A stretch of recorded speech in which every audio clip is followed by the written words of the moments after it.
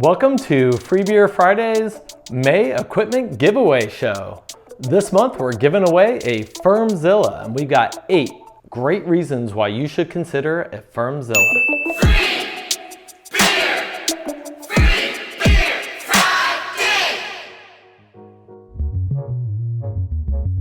All right, well, the number one reason that I love this, and I think you should consider this, is the overall value. You just really can't find a pressurizable conical fermenter for cheaper than this. You know, the number 2 reason is the design, which goes into the value. It's pretty cool. It's super clear, easy to read through, a beefy 2-inch TC butterfly valve at the bottom, big solid lid, comes with a ton of accessories, including this crystal clear collection jar, comes with a gauge to show you what level you filled it to, including a stick-on thermometer. I think they thought pretty much of everything with this thing. All right, the number 3 reason, it's like I mentioned earlier, it's pressurizable. So you could do pressure ferments, you could also pressurize and transfer out, or you can carbonate and serve right out of this bad boy. The number 4 reason is the material it's made of, PET, which is the same material that your standard 2-liter bottle of soda is made of. The first reason I love it is it's crystal clear. It's easy to keep clean that way because you can see right through it. Number 2, for it being PET, is the fact that it has a great oxygen barrier to it, way better than your standard plastics like HDPE. All right, the 5th reason I love this is the bottom dump valve. It allows you to do numerous things, and it's also pressurizable, this container on the bottom. So you could drop your trube, drop and harvest your yeast, drop out your hops. You could also add adjuncts and things like that, and it's pressurizable, so you can fire it right back up in there, voided of oxygen, etc. The 6th reason is the lid.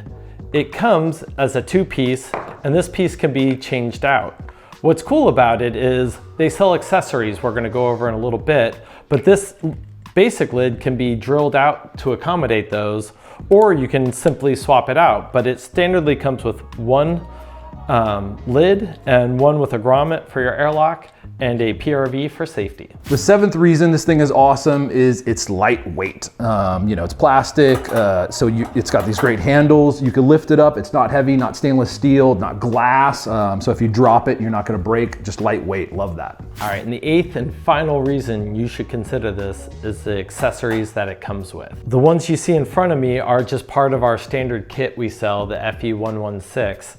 And let's just go through them real quick. I'd say the first thing is, you mentioned the pressurizable transfer. These are, by the way, 2-liter bottle thread sizes.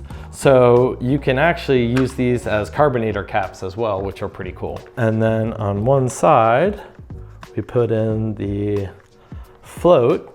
So now we can pull clear wort, because that will float up near the top. Screw this on, put on pressure, that's pulling off the top, and you're pulling your clearest part of your wort the entire time you're coming through. Pretty awesome. They give you 4 of these things because other places you can do them is on the side of this bottom. One of the things we were talking about was being able to rouse up anything you want to down there. Yeah, if you're dry hopping, put gas in the bottom, kind of kick your hops back up into solution, get a little more utilization out of it. Throw some oak cubes in there if you want to. And this also comes with something you can buy separately too. It's called the blow tie. And it's a spunding valve. So essentially you can dial in what pressure you want on top of this. So typically used during a fermentation, if you, let's say you're holding it at 15 PSI, you would literally just dial that in, and then this will just maintain that 15 PSI for you, which is unbelievable. Yeah, it's awesome. Lager fermentations, you can set it so you spun the lager and actually start to get some CO2 in solution and kind of trap in those aromas that are characteristic of a lager. Cool. The next accessory is the Temp twister, which we did a whole video on assembling and using it ourselves. So why don't you go ahead and watch that quick clip and we'll be right back. Okay, so you already know why you want a FermZilla, but I ran into a little issue. Up to now, I've used this in winter months where I've been warming it up. In fact, I've done some Kvex in it where I really had to warm it up, but I've never had to do any cooling. And so I was like, cool, we're doing this lager on Friday. Let's go ahead and throw it into my kegerator. And wah, wah, wah. it went to about here and knocked my airlock off. And I was like, ooh, that's not gonna fit. And so talking to Vito, he's like, why don't you use the glycol chiller you have sitting in your side yard and start using it? And I'm like, oh, genius idea. Only a pro brewer would come up with that idea. So I invited Vito, come on in, to come here and help me convert this over from, you know, your standard fermenter over into something you could do temp control with, especially whether it be glycol or an ice bath that you're pumping through. So let's talk over the basic things that we're gonna need to change. How are we gonna cool it down? Like, what's gonna cool it? Well, first thing we're gonna use is this temp twister from Kegland.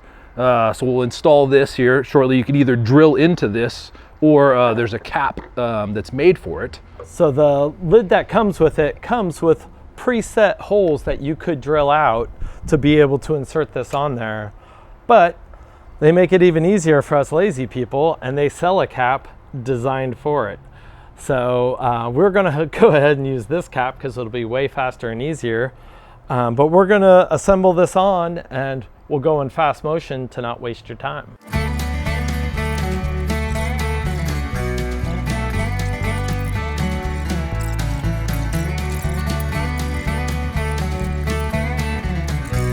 There we go. I think that is just about where I want it, right there by the bottom.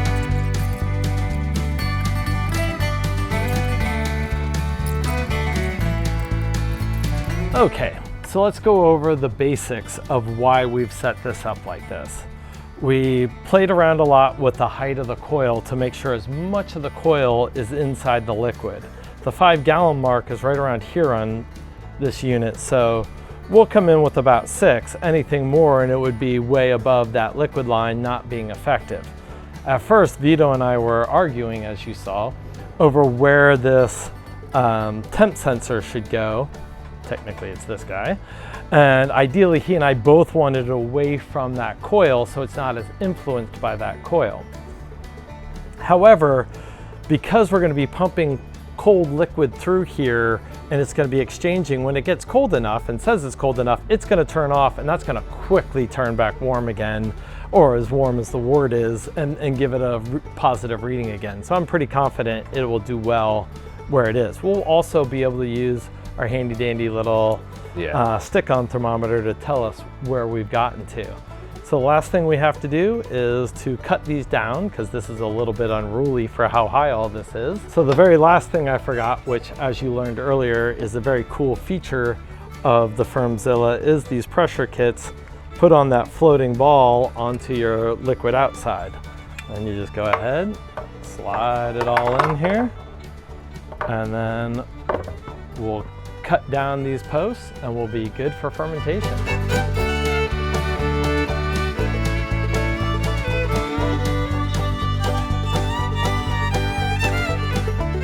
So here it is, all set up for fermentation now. We're gonna have glycol in, glycol out, temp sensor, we got our liquid and our gas in. So for fermentation, on our gas in, we'll probably put a spunding valve to let it come out.